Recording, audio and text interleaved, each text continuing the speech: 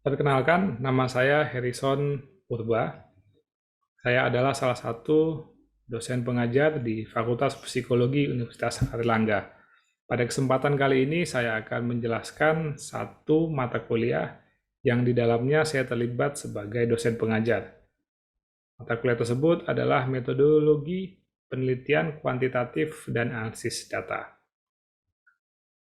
Pada perkuliahan ini, mahasiswa akan mendapatkan wawasan dan juga keterampilan untuk dapat melakukan penelitian kuantitatif dan berbagai tahapan di dalamnya, yang mencakup perumusan masalah, kajian teoretik variabel penelitian, bagaimana mendesain penelitian, dan juga menganalisis dan menginterpretasikan data hasil penelitian kuantitatif.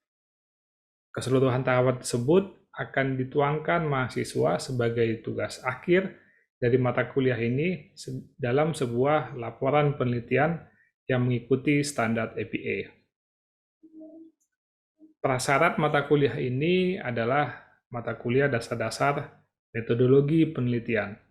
Dan mata kuliah ini load-nya cukup besar, yaitu 7 SKS. Setelah mengikuti perkuliahan ini, mahasiswa diharapkan sudah mampu untuk memahami perbedaan paradigma penelitian kuantitatif dengan penelitian kualitatif dan ragam penelitian terkait dengan paradigma tersebut.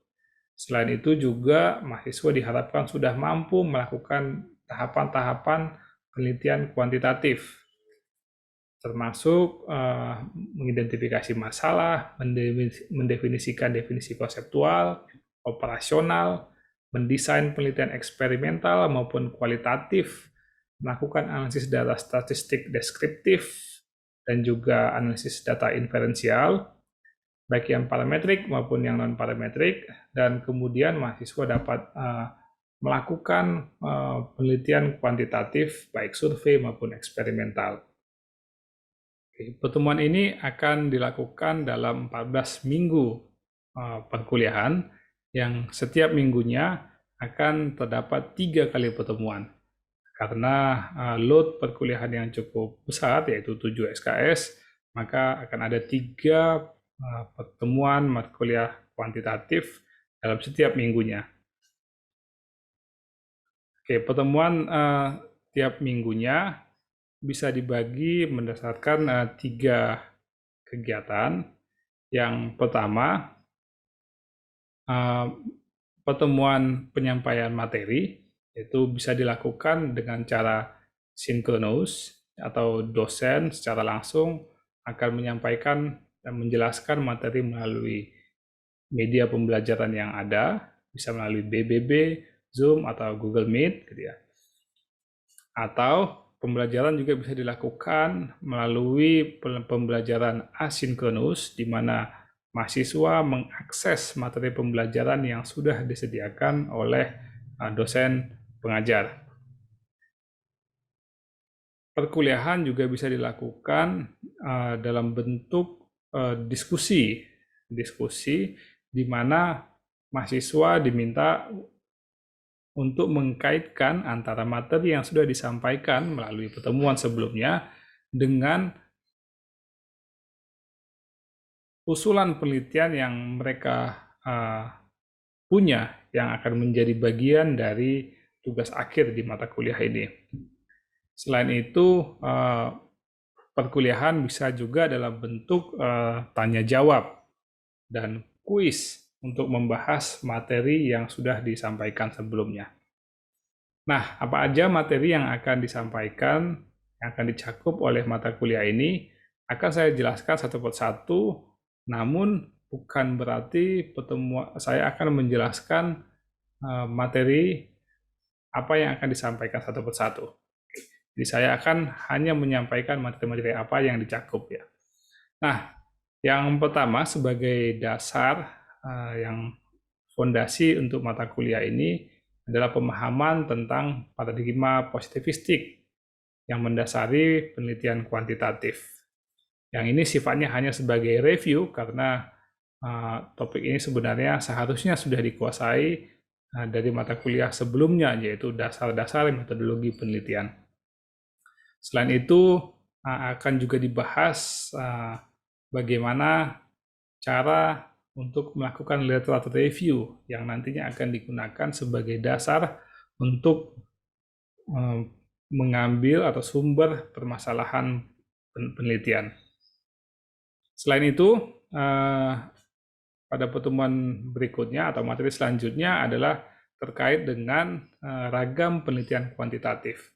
Akan dibahas tentang apa perbedaan dan definisi dari penelitian kuantitatif deskriptif, eksploratory, dan juga explanatory. Selain itu juga akan dibahas bagaimana sumber-sumber yang bisa digunakan oleh mahasiswa dalam mengambil atau ide untuk menyusun penelitian metode kuantitatif. Materi selanjutnya akan masuk lebih dalam lagi terkait dengan konsep dan konstruk, gitu ya. Jadi setelah kemudian mahasiswa mampu memahami fenomena apa yang akan dijadikan sebagai yang akan diangkat sebagai permasalahan penelitian, gitu ya, maka kemudian mahasiswa akan diajarkan perbedaan konsep dan konstruk, gitu ya. Mahasiswa akan diajarkan apa definisi variabel dan bagaimana kemudian menyusun kerangka konseptual atau menyusun hipotesa dalam sebuah penelitian kuantitatif. Mahasiswa juga akan diingatkan apa definisi jenis data yang didapatkan dari setiap variabel-variabel penelitian yang dia gunakan. Setelah kemudian mahasiswa memahami mampu menyusun hipotesa, maka kemudian mahasiswa akan masuk ke bagian desain atau metodologi penelitian. Nah, pada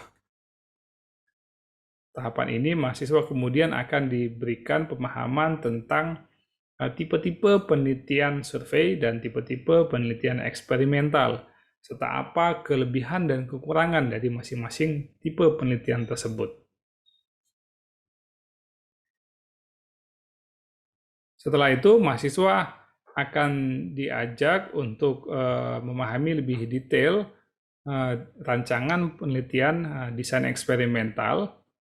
Secara spesifik akan dibahas bagaimana kontrol itu dilakukan dalam penelitian eksperimental, dan sebagai penugasannya di sini mahasiswa akan diajak untuk ditugaskan untuk kemudian mendesain sebuah penelitian eksperimental.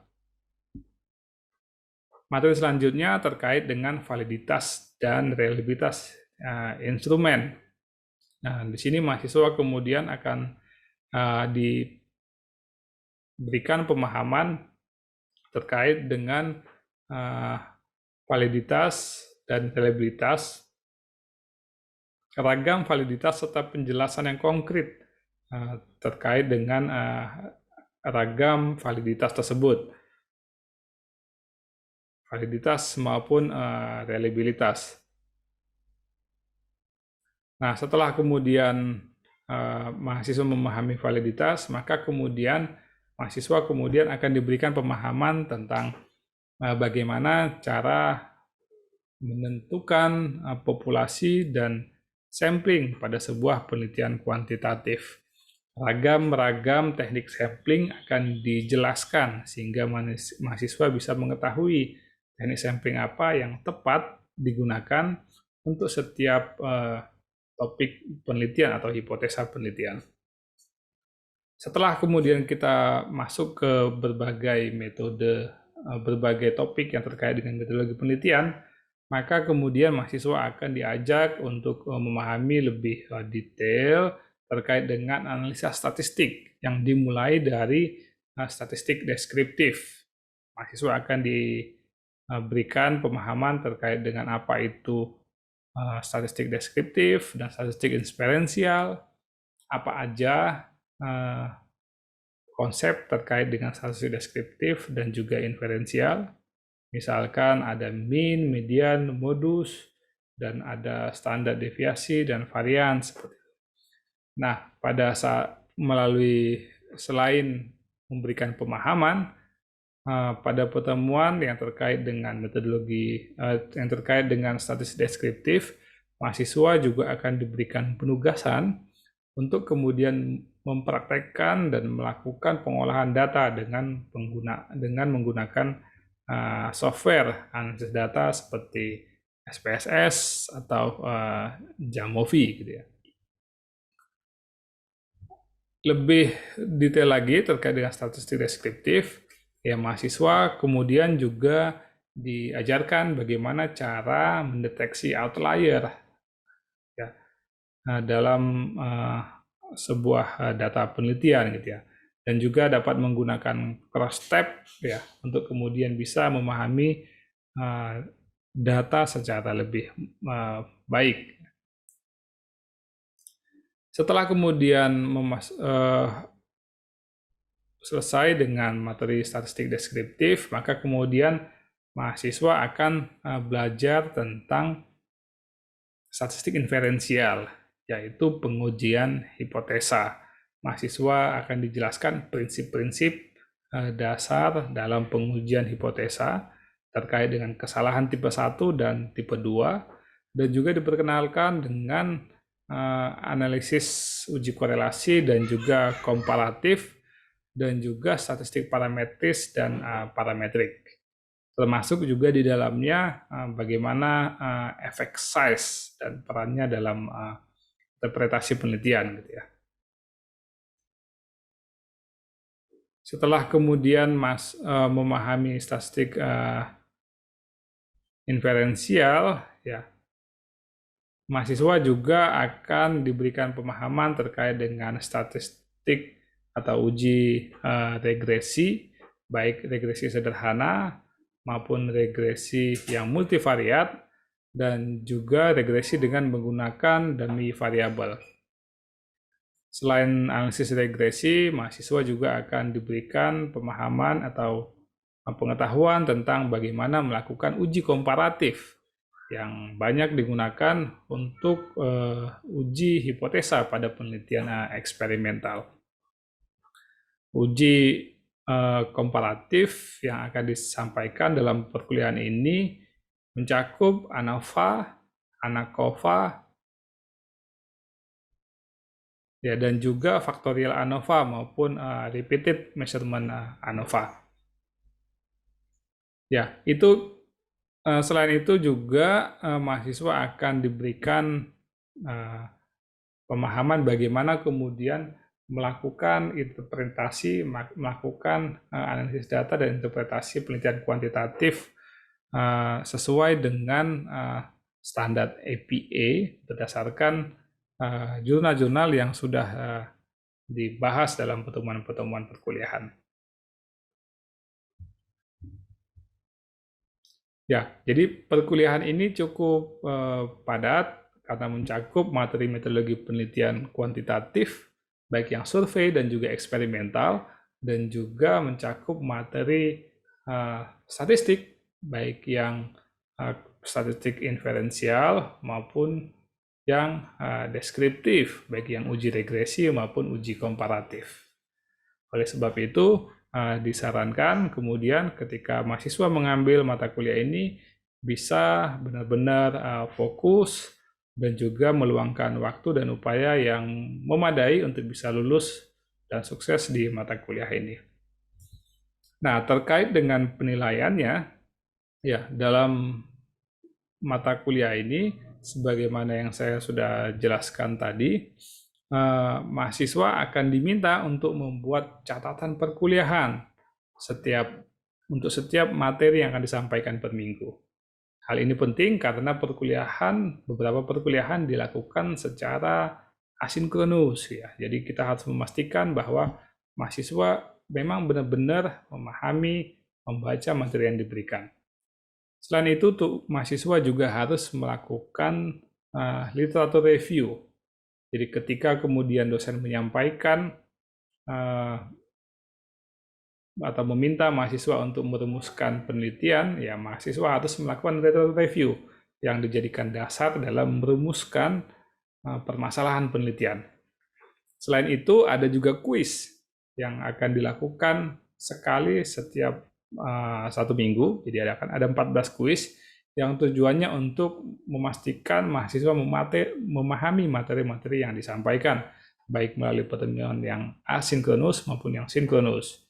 Selain itu juga ada UTS. UTS berupa soal multiple choice yang tujuannya kembali lagi memastikan pemahaman mahasiswa terhadap pengetahuan yang dibutuhkan untuk perkuliahan ini.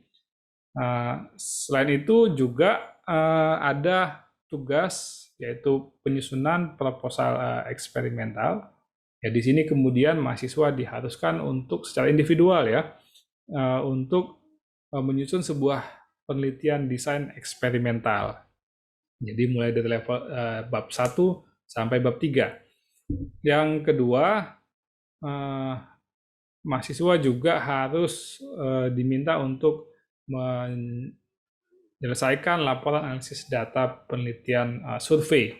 Jadi dengan menggunakan data sekunder yang disediakan oleh dosen, mahasiswa melakukan analisis data dan melaporkan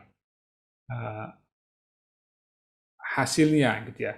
Jadi melalui proposal penelitian eksperimental, mahasiswa bisa menyusun penelitian kuantitatif eksperimental mulai bab 1 sampai ke bab 3 gitu ya. Mulai dari permasalahan penelitian, landasan teoretik hingga ke metodologi.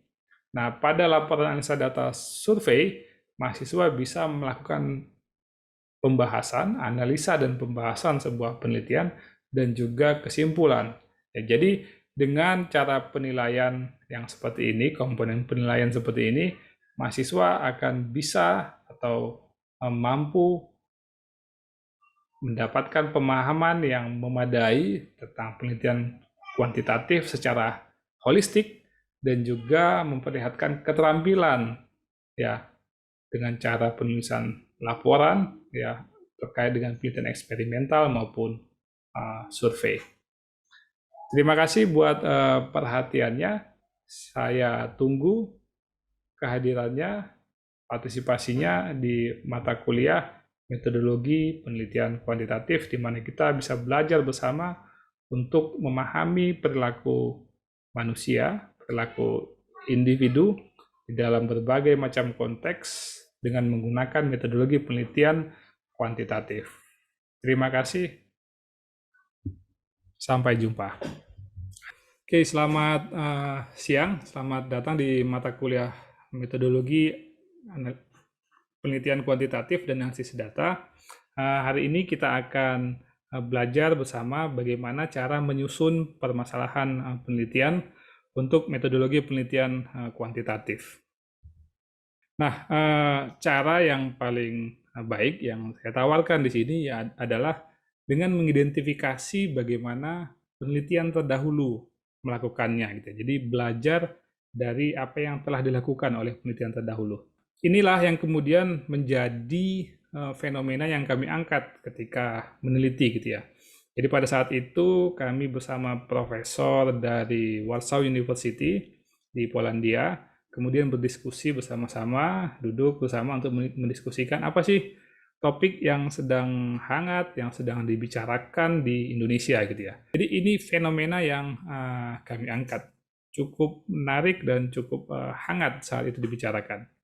Nah, dari fenomena itu baru kemudian kita struktur ketika mendiskusikannya adalah kita mendiskusikannya dengan memperbandingkan antara Dasein dan Dasolen gitu ya. Apa sih yang menjadi kenyataan, apa yang menjadi realitas gitu ya. Nah, realitasnya sudah kita bicarakan seperti yang tadi saya sebutkan ya, bahwa banyak label halal ya, digunakan menjadi pada banyak produk gitu ya. Bahkan kalau menurut hemat saya, kadang-kadang label halal ini terlalu overuse gitu ya. Nah, seharusnya bagaimana sih prinsip-prinsip penggunaan label halal ini gitu ya?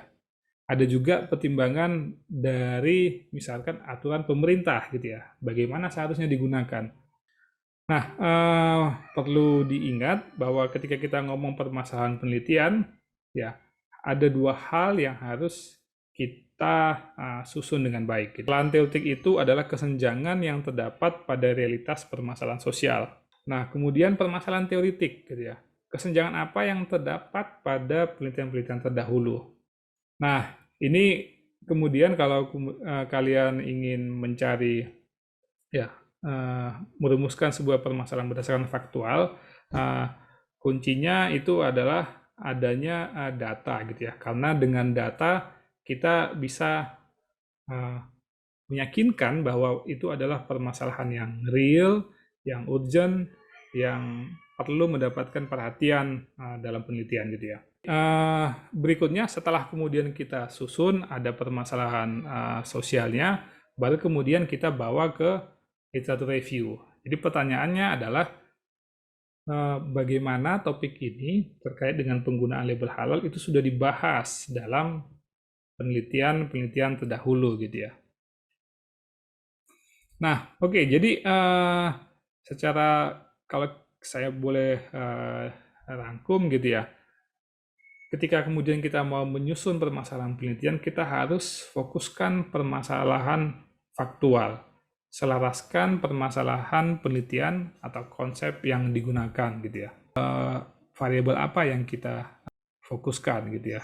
Kalau di sini kita fokus ke label halal, apakah kemudian dia memberikan persepsi positif tertentu terhadap sebuah produk gitu ya. Susun argumen atau kesenjangan problem faktual untuk menyatakan topik penelitian ini urgent, penting, dan berguna gitu ya.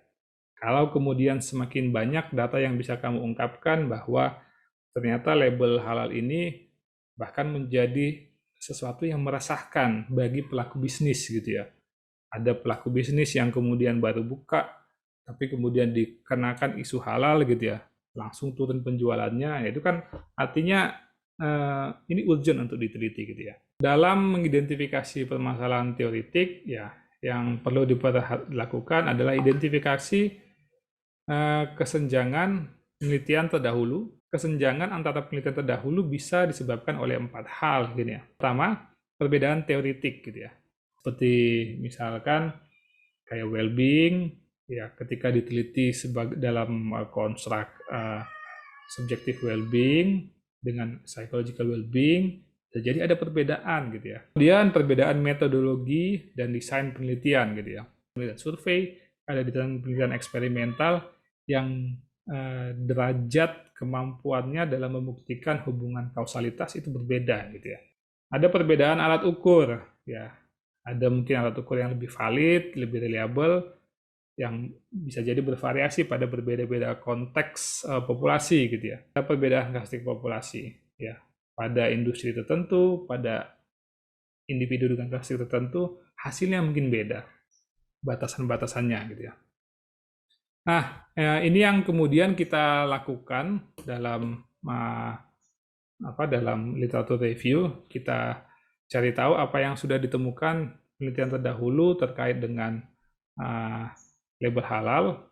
Misalkan menyatakan bahwa Muslim customer declare that halal certification is important to them in making purchase decision. Jadi penting, ya. Terus kemudian ada Blanco, ya, menemukan bahwa ada intrinsic sama extrinsic quality attributes gitu ya. Jadi intrinsic itu yang terkait dengan produknya langsung sebagai kayak taste, healthy, ingredients gitu ya. Ada extrinsic kayak brand, price, sama packaging gitu ya. Oke, jadi terus kemudian Rios 2014 ya. Di Malaysia dan di Indonesia label halal itu dipersepsikan tidak terpercaya gitu ya. Ya. Safik colleagues ngomong bahwa sampel tidak bisa membedakan logo yang asli dan yang tidak gitu ya. Jadi jangan-jangan di Indonesia itu ya orang begitu enggak peduli sebenarnya label halal gitu ya. ada atau tidak, logonya benar atau enggak gitu ya. Kemudian kita angkat, kita rumuskan bahwa implisit simbol bisa memiliki bias positif sama negatif gitu ya. Terus penyelidikan interaksi antara kognitif, afektif, dan normatif dari CEO gitu ya. Bahwa asal negara itu bisa memberikan pengaruh kognitif, afektif, normatif. Terus kemudian belum terdapat penelitian di mana CEO Islamic dan non-Islamic country gitu ya. Jadi belum ada penelitian yang ngomong bagaimana persepsi konsumen ya terhadap produk yang dibuat di negara non-Islam sama negara yang Islamik gitu ya. Kesimpulannya adalah ketika kita mau menyusun permasalahan penelitian, ya kita perlu keduanya, perlu menyusun ya problem faktual dengan baik dan juga problem teoritik gitu ya. Jadi kita perlu peka secara terhadap fenomena sosial kita, terhadap realitas sekitar kita gitu ya. Selain itu juga kita perlu tekun belajar untuk membaca, memahami dari penelitian-penelitian terdahulu. Demikian presentasi saya. Apakah ada yang ditanyakan? Saya mau bertanya, Pak. Ya. Sebenarnya dari kesimpulan yang saya dapatkan dari hasil penjelasan Bapak bahwa mahasiswa dituntut peka ya Pak dengan permasalahan-permasalahan sosial yang mungkin ada di sekitar ini. Tapi seringkali mahasiswa itu dalam mengidentifikasi masalah cari penelitian terdahulu dulu Pak, terus mengait-ngaitkan permasalahan yang sekarang. Jadi gimana biar mahasiswa itu peka ya Pak untuk terhadap masalah-masalah yang simple yang bisa dijadikan nanti sebagai bahan penelitian gitu Pak. Ya, jadi yang menarik juga yang saya alami ketika melakukan penelitian ini bersama profesor itu adalah bagaimana profesor itu sebenarnya menginisiasi, merumuskan penelitian gitu ya. Ternyata bisa santai gitu loh, bisa simple, nggak perlu baca jurnal dulu sampai capek-capek gitu ya, sampai rabun matanya gitu ya. Akhirnya ini yang kemudian membuat kita itu akhirnya gigih tekun dalam melakukan penelitiannya gitu ya. Ketimbang kemudian kalau kita cari literatur review terlebih dahulu, akhirnya sudah lelah sendiri gitu ya dengan pembacaan literaturnya gitu ya. Nah, yang perlu supaya bisa seperti ini apa sih yang perlu dilakukan gitu ya? Ya menurut saya sih dari refleksi saya ya hanya perlu ya keberanian kali ya. Nah, kalau di sini memang awalnya memang ya kita diskusi global gitu ya. Diskusi aja apa yang kita pahami gitu ya. Dan ini yang mungkin yang kurang juga ya, yang perlu kita budayakan di mahasiswa. Coba tangkap fenomena sosial, silakan diskusi gitu ya. Nah, ketika kita ngomong untuk proses penelitian gitu ya, maka yang harus kita lakukan adalah berusaha untuk bertanya, membuat topik yang kita bahas itu menjadi konstruk-konstruk yang spesifik gitu ya. Coba dicari arahnya, sehingga kemudian kita bisa masuk ke pertanyaan tertentu, ya dari situ kemudian kita semakin spesifik masuk ke variabel tertentu gitu ya. Dari situ kemudian kita bisa menemukan ide yang baik, yang bermanfaat gitu ya untuk penelitian. Gitu. Itu kita kira-kira Grace. Jadi menurut saya ya hanya berani untuk mencoba ya gitu ya. Karena kalau untuk mengamati fenomena sosial itu kan yang perlu kan ya mencoba latihan gitu ya. Banyak diskusi dengan teman-teman, gunakan konsep teori yang kalian gunakan untuk mencoba mengcapture fenomena yang ada. Oke, kalau tidak ada pertanyaan, saya rasa cukup sekian tugas kalian. Amati fenomena sosial yang ada di sekitar kalian. Nah, terus kemudian coba dirumuskan fenomena sosialnya gitu ya.